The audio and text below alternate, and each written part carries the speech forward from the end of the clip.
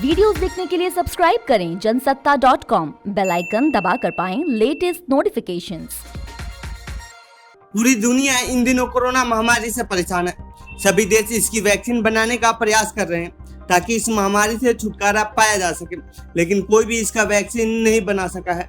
हालांकि कई देश वैक्सीन बनाने का दावा कर चुके हैं और कुछ ने ह्यूमन ट्रायल भी शुरू कर दिए। इसमें भारत भी शामिल है।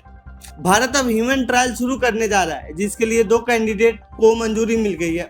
तो आइए जानते हैं इस रिपोर्ट में कौन है वो 2 कैंडिडेट जिन्हें ह्यूमन ट्रायल की मंजूरी मिली है। भारत में कोविड-19 की वैक्सीन के लिए ह्यूमन क्लिनिकल ट्रायल की शुरुआत हो गई है।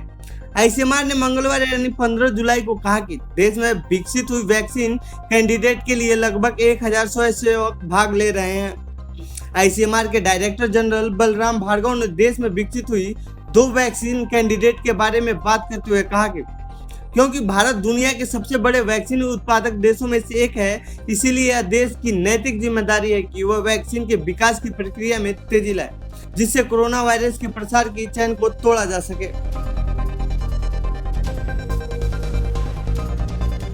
ड्रग्स कंट्रोलर जनरल इंडिया यानी DCGI ने 2 वैक्सीन कैंडिडेट को मंजूरी दी है।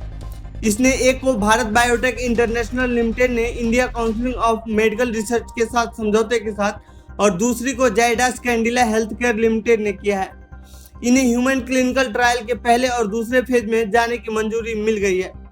भार्गव ने प्रेस को संबोधित करते हुए बताया कि 2 वैक्सीन कैंडिडेट मौजूद हैं, जिन्हें चूहों खरगोशों में स्टडी में कामयाब पाया गया है और इस डेटा को DCGI को सबमिट किया गया, जिसके बाद इस महीने की शुरुआत में दोनों को शुरुआती तौर पर ह्यूमन क्लिनिकल ट्रायल शुरू करने के लिए क्लियरेंस मिल गया है।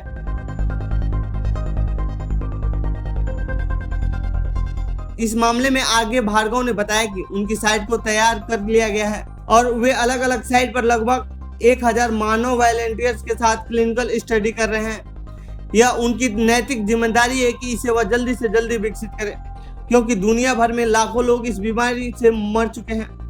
तो इस वैक्सीन की प्रक्रिया में तेजी लाना बहुत जरूरी है। बता दें कि हाल ही में भार्गव के कोरोना वायरस वैक्सीन के 15 अगस्त तक लॉन्च करने से संबंधित एक खत बहुत से जानकारों में विवाद पैदा किया था। हालांकि इस पर उनका कहना था कि यह समय का क्रम वास्तविक नहीं है।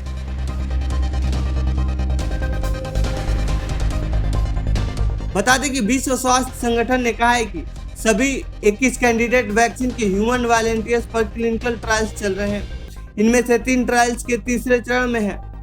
कोरोना वायरस वैक्सीन बनाने की रेस में अमेरिका का बायोटेक कंपनी मॉडर्ना, यूके के फार्मास्यूटिकल कंपनी एस्ट्राजेनेका और चीन की सिनोवैक बायोटेक फिलहाल सबसे आगे चल रही हैं। मॉडर्ना ने हाल ही में कहा कि इसकी कैंडिडेट वैक्सीन के लिए आखिरी चरण के ट्रायल में कुछ हफ्तों की ही देरी हो सकती है।